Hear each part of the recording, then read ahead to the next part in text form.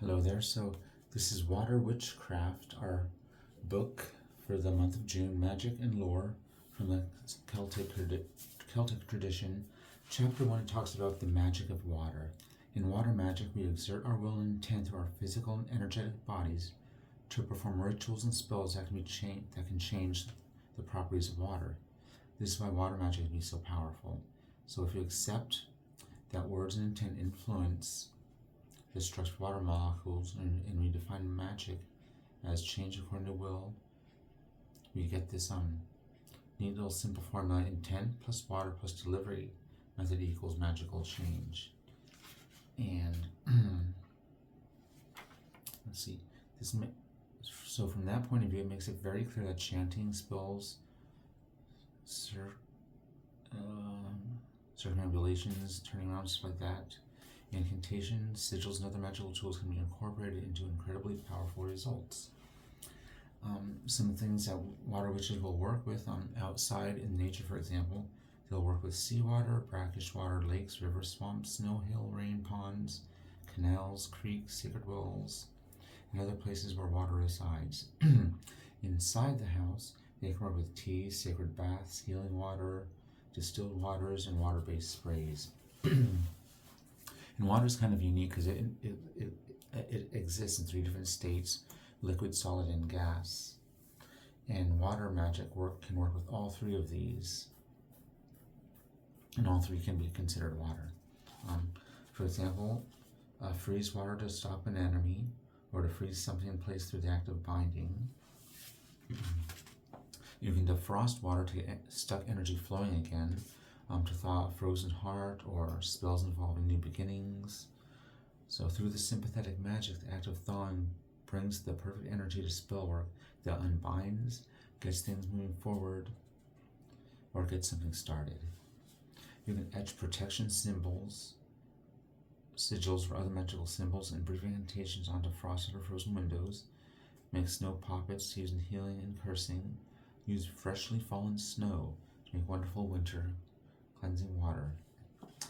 You can also draw beauty symbols or sigils of cleansing on the bathroom mirror using the steam from a shower. Use fog and mist in visualizations when the physical world to access the other world, or to clear the mind of fog. One neat little example of water witches she gives is: there's nothing like sitting on the banks of a large body of water watching a terrible and powerful storm roll in. Many water witches enjoy this type of weather, and we pull energy from it, sending out spells and letting the roaring winds and waters weave the magic. One of the really neat things about this book is that she gives some other types of water that have specific magical purposes. We'll start with black water. It can be used for shadow meditation, shadow work, shadow magic, or anything else that is nocturnal. Brackish water. Use this water in magic to merge with or to enter the betwixt in between. Dew. Specifically collected at dawn on May 1st with Beltane. It can bring power to beauty, rituals, and spells. Fog and mist. Useful especially to access the other world. Mist can be used as a portal, especially during the liminal hours of dusk and dawn. Hail or sleet. It is generally used for cursing and can make a great base for war water. Marsh, bog, swamp, and canal water. These waters can be used for darker magic, ancestral work, and to hide, cover, or mask. Mud. Water and earth mixed together. You can use it as an earth element and to bury old, worn-out cycles, or for grounding.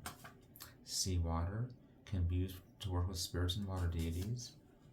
And she talks about fountains, pools, pond and lake water. You can use lake water for discovering mysteries. Rainwater, different kinds of rainwater. Light rainfall that continues for days, typically accompanied by gray skies and cool temperatures.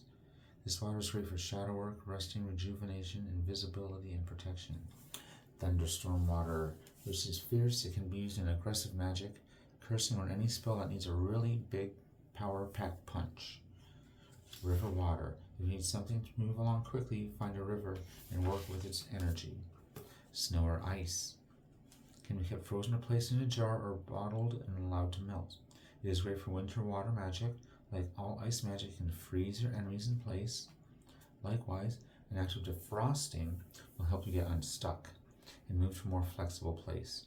You can also draw sigils in snow for temporary binding or to help unbind.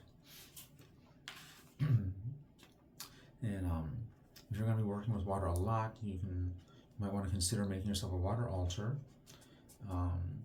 Creating a water altar or water shrine is a magical act in itself, an act of devotion that establishes a sacred space in which you can honor or work with water and its spirits. How can you go about doing this? If at all possible, set up your altar facing west, as that is the direction traditionally believed to align with the water element. Cleanse and consecrate the space in the spirit of water and dedicate it to any water deity or spirit with whom you currently work or wish to work. And once that space for your altar has been cleansed and consecrated, you begin to set it up with different items that you'll want to add to that altar. Some other kinds of water that she talks about is moon water. For instance, I know a lot of us make like full moon water, but you can also make new moon water, dark moon water, quarter moon water, pretty much in the same way. You get a vessel, fill it with water, and sit it under the moon. Make sure that the moonlight shines on it for a good portion of the night. And you can also make like hagstone water, floral water, gemstone elixirs, salt water, silvered water. So there's really a lot in this first chapter of different uses and things like that. So this book is starting out really great. I think you're all going to like it a lot.